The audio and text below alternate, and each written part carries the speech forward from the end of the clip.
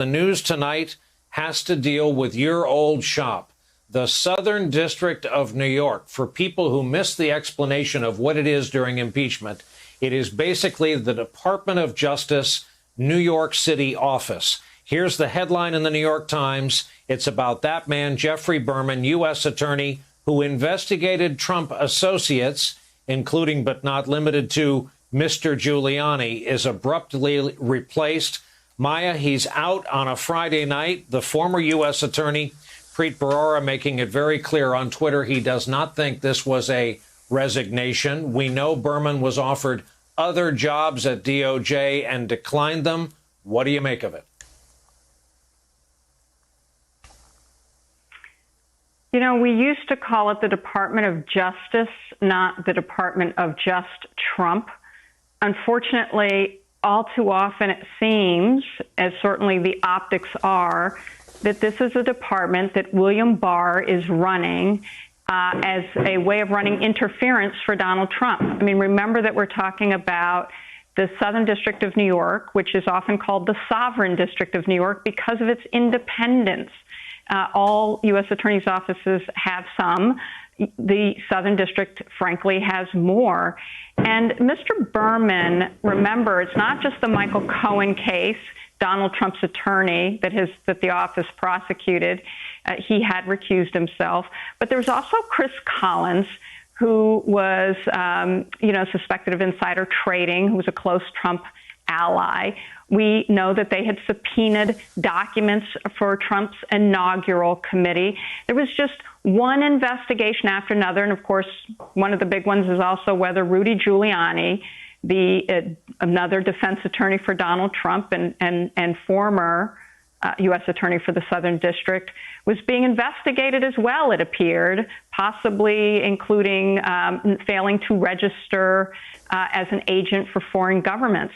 There's a very long list of Trump allies that the Southern District pursued or was pursuing.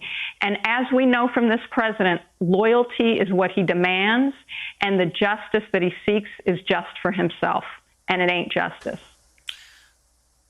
Okay, Jeremy Bash, so we have a pandemic, we have Tulsa, we have the Southern District of New York, and to prove that we've got to be able to walk and chew gum, I got one for you, too. The folks at BuzzFeed filed a Freedom of Information Act request for some of the redacted material in the Mueller report that we didn't all get to read. The tranche they've seen shows, in addition to other things, testimony that indicates the president knew in advance of the WikiLeaks documents that were going to hurt the Democrats and Hillary Clinton. Yeah, Brian, I think we saw some of this during Michael Cohen's testimony before Congress, and of course in the context of the prosecution of Roger Stone, that Donald Trump had clear foreknowledge that WikiLeaks, which was an agent of the Russian Federation, that's the assessment of the U.S. intelligence community, there's no dispute about that, that an agent of the Russian Federation's release of its hacked information from the Democrats was known to the president, at that time the candidate. And so it really calls into question all of the denials that he wasn't aware of Russian interference. In fact, I think it's clear he knew about it. Of course, he welcomed it, and subsequently he has rewarded it. Annie Carney, I got something for you. This is from our friends at Axios, just so every news organization is represented over the course of this hour. It's about Donald Trump and Tulsa tomorrow night. President has no intention of wearing a mask at the rally and says people should do what they want. I don't feel that I'm in danger, he said. I've met a lot of people. So far, here I sit. We have to get back to business. We have to get back to living our lives. Can't do this any longer. Annie Calipari described the scene correctly in Tulsa as surreal. We have never had this clearly identifiable a mass gathering indoors of people from disparate places in the middle of a pandemic. On top of that, we've never had a president presiding. That's right. This is the mixed messages on social distancing and masking that the Trump campaign has put out here shows their conflicting ambitions. On the one hand, they want to demonstrate that Trump can take the rally stage in front of a packed arena, just like in the old days, and that America is reopened again. And that's the message he wants to send, that we're back to business. On the other hand, he doesn't actually want that, his most diehard fans are willing to go and sit in a 19,000 person indoor arena to all get sick, to have hosted a super spreader event. Hence, you see the campaign making people sign waivers saying they won't sue the campaign if they get sick of coronavirus at this event. Brad Parscale is giving out masks and saying he will wear one. Kayleigh McEnany in the clip you say she won't. They're giving conflicting messages because of these ambitions that are kind of at odds with each other. And the big question of tomorrow night, one of the big questions, is will people social distance themselves? Will people wear masks? In a Wall Street Journal interview yesterday, that Trump said that he thinks that people wear masks not to protect themselves, but as a political statement to show that they don't support him. So another question is, will people in that arena think to put their health to the side to show their loyalty to Trump? This is all stuff we're going to be looking at in the arena tomorrow night. Hey, Maya Wiley, I hope your dining room chair comes with a seatbelt, because the Jeffrey Berman U.S. Southern District, New York story just got stranger. It was the Department of Justice that put out a press release tonight thanking him for his service, announcing the man they plan to put up for Senate confirmation. Berman is out with a statement, and I quote, "I learned in a press release from the Attorney General tonight that I was stepping down as United States Attorney. I have not resigned and have no intention of resigning. My position, to which I was appointed by the judges of the United States District Court for the Southern District of New York, I will step down when a presidentially appointed nominee is confirmed by the Senate.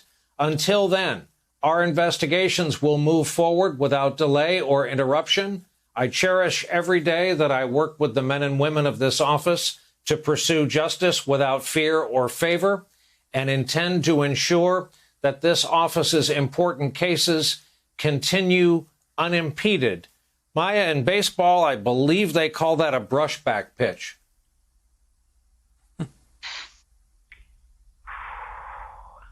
Whoa. Okay. I am sitting down, and that's a good thing right now, because that essentially was as public a statement as you will ever hear that suggests that a sitting U.S. attorney, by the way, a sitting U.S. attorney who had contributed financially to Donald Trump's campaign and who Rudy Giuliani recommended for a slot as a United States attorney. This was a Trump insider, has just publicly said, I am being removed and I'm staying until I am told I have to get out in order to protect ongoing investigations. That is the way I read that. I don't see another way to read it. Certainly the fact that he has been terminated without a conversation, that he had learned about it in the way that he suggests, means there are a couple of different scenarios, and I don't know what's true.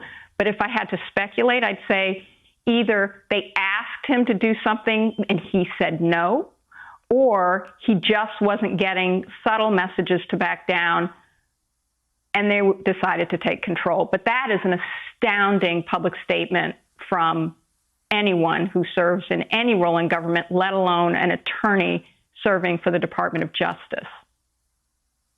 Jeremy Bash, same question.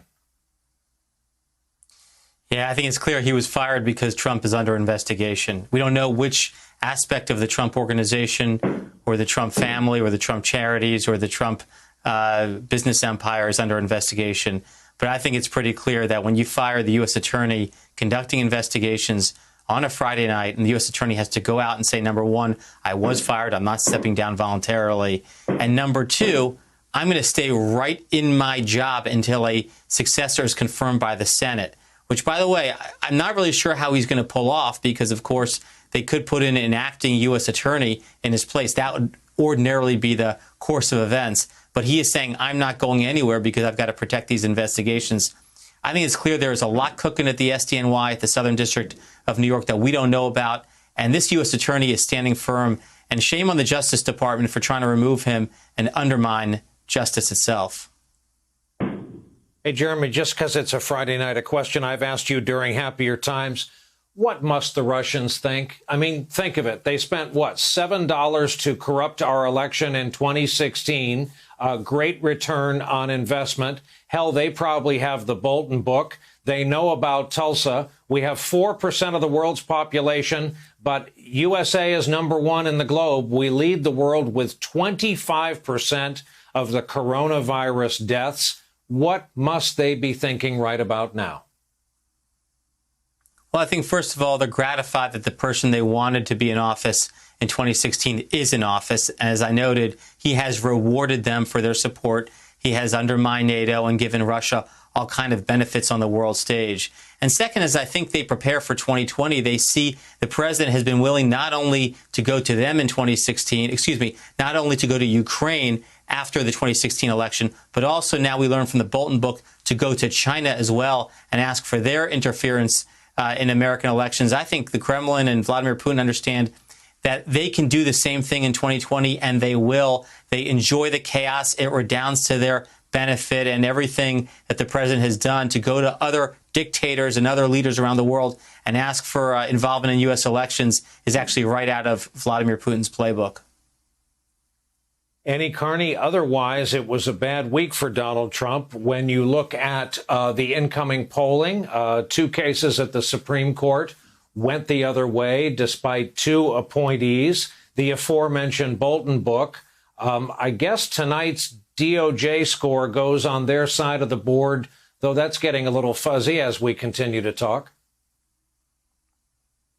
Yeah, I was going to say that the one thing about the late night, Friday night firing was it feels like pre-pandemic times, that almost had become kind of a normal of the Trump administration.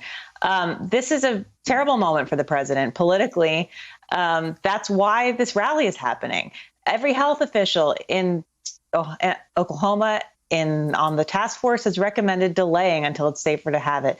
And the original plans the campaign had were to restart rallies a little bit later in the summer. The reason this is happening now, the reason tomorrow night is going to be this confluence of tensions about race, about health, is because he is trailing in national polls and in battleground state polls to Joe Biden right now. And the thinking is that the rallies will resuscitate him. Another big question is they have failed to shock and awe for years now, the way they did when he became a political star at rallies. Can the rallies really save him and pull him back up? That's another big question. We'll see if they still have that power. To the members of our audience, these were the 3 friends we planned to have talking to us tonight on a Friday night, never dreaming they would be forced to react to so much breaking news as they did superbly. Our thanks to Annie Carney, to Jeremy Bash, and to Maya Wiley. Hey there, I'm Chris Hayes from MSNBC. Thanks for watching MSNBC on YouTube. If you want to keep up to date with the videos we're putting out, you can click subscribe just below me or click over on this list to see lots of other great videos.